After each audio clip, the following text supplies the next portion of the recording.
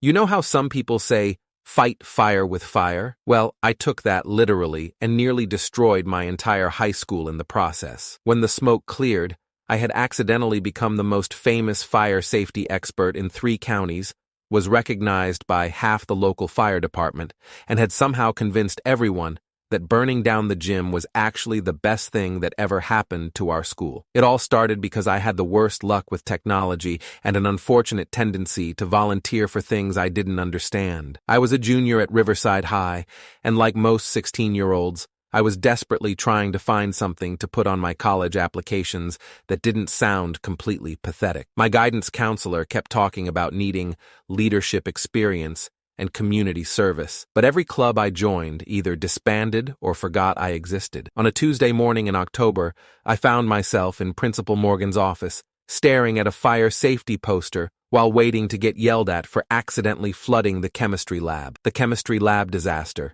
A brief but clear story. That day, we were supposed to do a simple Bunsen burner experiment. I turned on the gas, lit the lighter.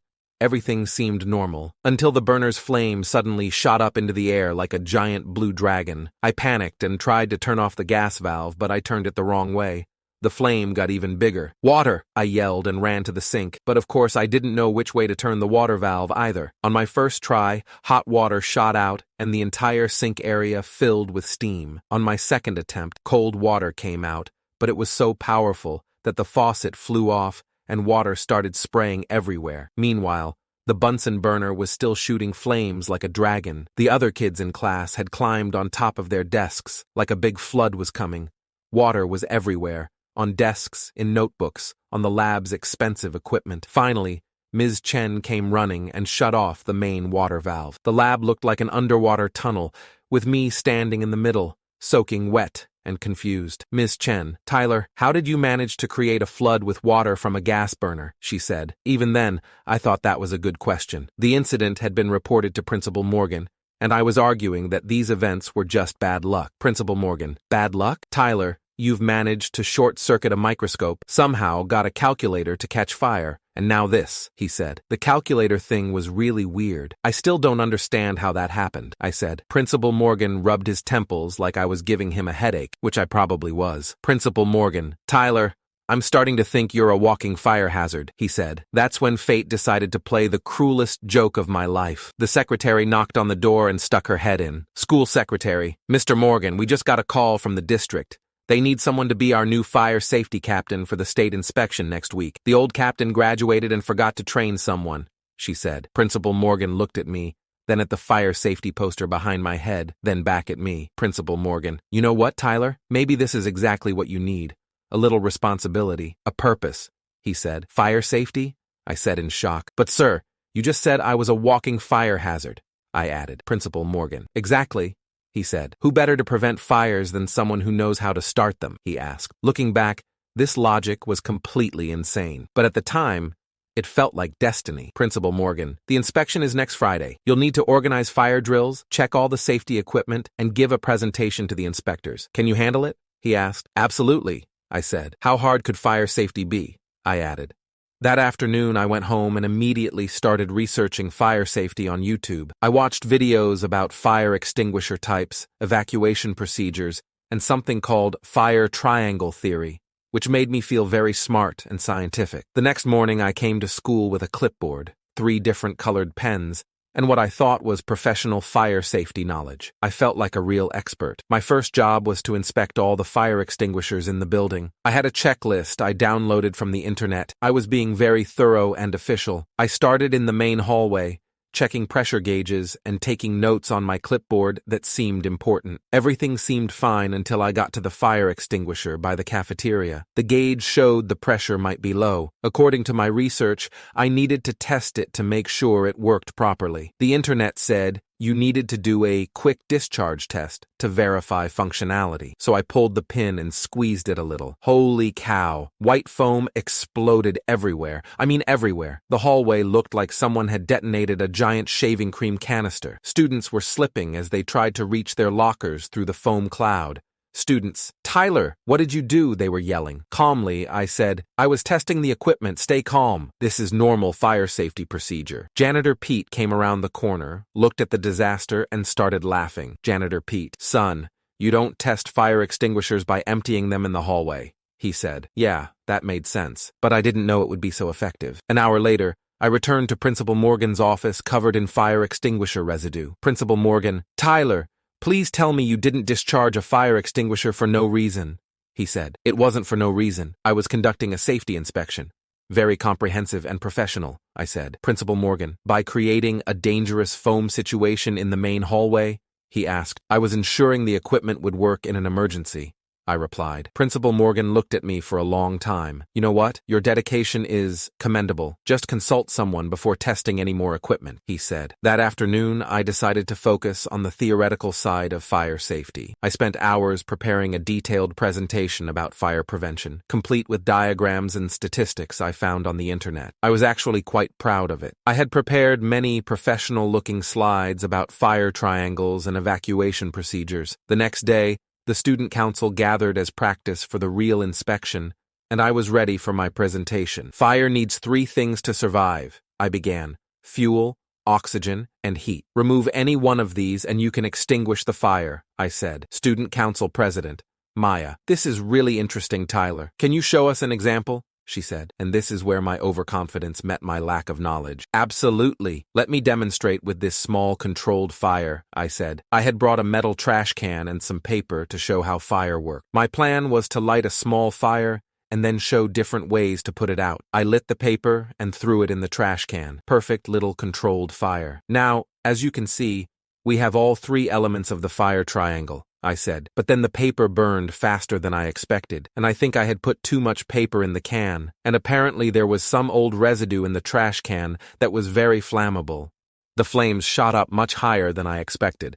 Student Council Vice President, Derek, Tyler, this is too big, he yelled. No, it's fine. Watch this.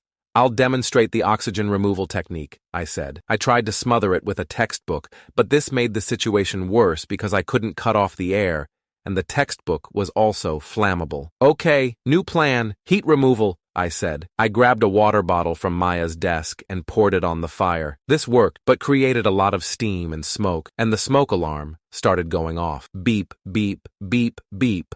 Maya, Tyler, you set off the fire alarm during fire safety training, she yelled. This is actually a great opportunity to practice our evacuation procedures, I said. The entire school had to be evacuated. 1,200 students poured onto the football field because I had created an uncontrolled combustion situation in the student council room. Principal Morgan found me standing by the flagpole with my clipboard, covered in soot, trying to look professional. Tyler, please tell me you didn't start a fire during fire safety training, he said. I was demonstrating fire triangle theory, I replied, and look how quickly everyone evacuated. Our procedures are perfect, I said. Principal Morgan, angrily and in disbelief, you started a fire during fire safety training. Do you see the irony here? He asked. I see this as hands-on learning, sir, I said. The real fire department arrived about 10 minutes later. Captain Rodriguez looked at all the students on the field, then at my clipboard and soot-covered face. Are you the fire safety captain? He asked. Yes, sir. Tyler Brooks, Riverside High Fire Safety Captain, I said. Did you start the fire that just happened? He asked. It was a controlled training demonstration that became slightly less controlled, I said. Captain Rodriguez looked at me for a moment, then started laughing. Son, in 20 years of firefighting, you're the first fire safety captain I've met who actually caused a fire, he said. Is that bad? I asked.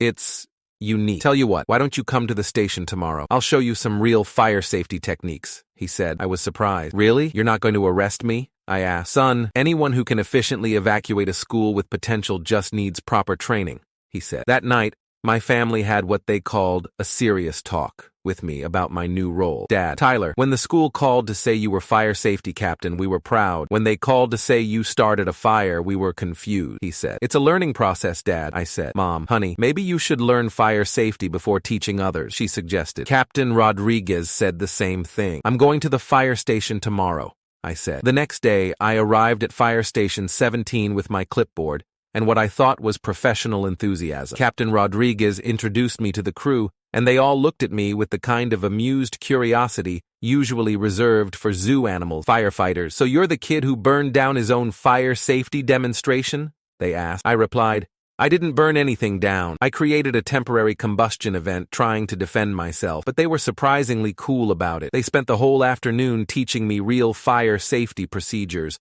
proper equipment use, and when not to set things on fire. By the end of the week, I felt like I actually knew what I was doing. I had received real training from real firefighters and was ready for the state inspection. Friday morning came, and with it, two very serious-looking state fire inspectors with much more official clipboards than mine. "Inspector Williams, Mr. Brooks, we understand you're the fire safety captain here?" she said. "Yes, ma'am. I've been preparing all week," I said. "Inspector Chen, we heard there was an incident early in your training. Something about an evacuation drill?" he asked. "That was actually a very successful test of our emergency procedure. We evacuated the entire school in under 8 minutes, I replied. Although I had skipped the part about starting the fire that caused the evacuation, this was technically true. I gave them a tour of the building, showed them all the fire safety equipment, without testing any of it, of course, and explained our evacuation procedures with real confidence. "Inspector Williams, I can say that your knowledge of fire safety protocols is quite comprehensive," she said. I thanked her and mentioned that I worked closely with the local fire department. Everything was going perfectly until we got to the gym. The gym was our last stop, and I was feeling really good about the inspection. And then came the moment. "Inspector Williams, Mr. Brooks, this electrical panel looks overloaded. Are you aware of this safety hazard?" she said. I looked at the electrical panel she was pointing to. It was in a corner of the gym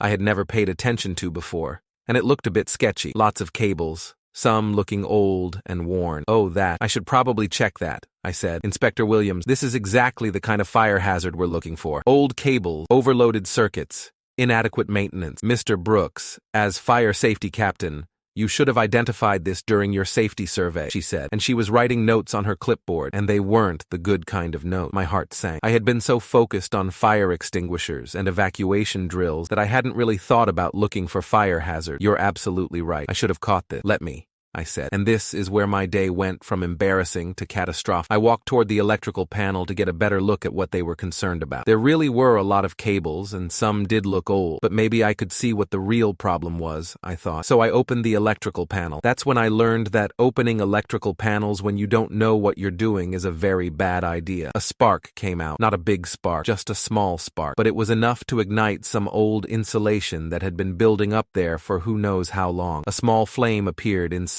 the electrical panel. "Inspector Williams, Mr. Brooks, step away from the panel immediately," she said. "Right, fire extinguisher time." Remembering all the training I had received from Captain Rodriguez, I ran to the nearest fire extinguisher. I pulled the pin, aimed at the base of the fire, and squeezed the handle. The flame went out immediately. Perfect textbook fire suppression. "See? Proper fire safety procedures in action," I said proudly. "Inspector Chen, very good response time, Mr. Brooks. But there's something about old electrical systems. Sometimes when you spray fire extinguisher chemicals on them, other bad things happen," he said. A loud pop sound came from somewhere in the walls, and then all the lights in the gym went out. "That's probably not normal, Inspector Williams. The electrical system may have short-circuited," she said. Then we started smelling smoke. Not the good kind of smoke that means someone's barbecuing. The bad kind that means something is burning inside the walls where you can't see. "Inspector Chen, I think we need to evacuate the building," he said. "Great, I'll activate our emergency procedure," I said, and ran to the fire alarm pull station, feeling very professional about following proper protocol. Beep, beep, beep, beep. The entire school was evacuated for the second time in a week, which was really setting some kind of record. But this time when the fire department arrived,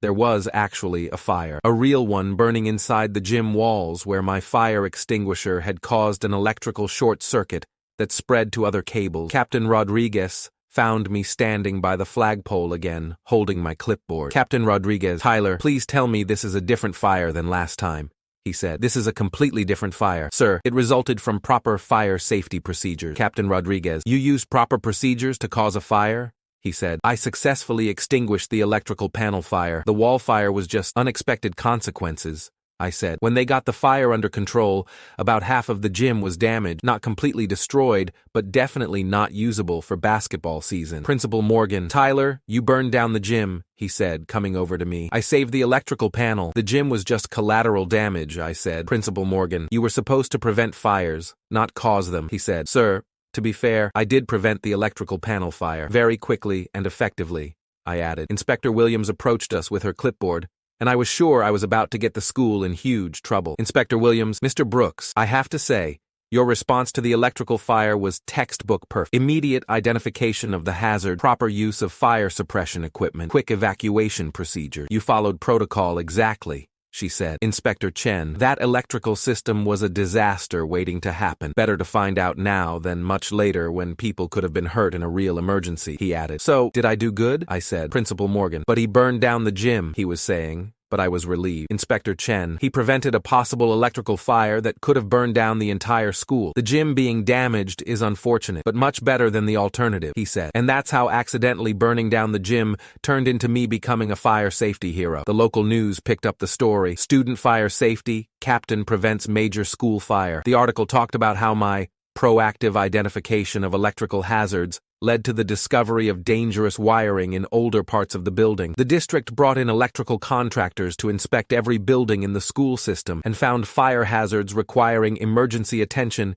in 6 other schools. Captain Rodriguez, Tyler, you may have accidentally prevented 6 real disasters with fire, he said. So burning down the gym was actually a public service? I said. Captain Rodriguez, don't push it, kid. But yeah, kind of, he said. But he specifically warned me to stay away from all types of fire. 6 months later, our school got a brand new gym, paid for by the insurance company and equipped with state-of-the-art fire safety system. Coach Williams loved the new basketball court and thanked me for getting us the best basketball facility in the district. The old gym was built in 1967 and had electrical problems nobody knew about. I was also offered by Captain Rodriguez to join the Youth Fire Safety Program, where I help train other students in fire prevention. Captain Rodriguez, you understand fire safety from a unique perspective. You know what can go wrong because you made everything go wrong, he says. Apparently my name is quite popular with other schools. Now everyone refers to me as the fire captain who caused fires. I introduce myself as a fire safety captain who discovered critical safety hazards through proactive investigation, exposed existing fire risks, learned from his mistakes, and burned down his own gym. That sounds more professional.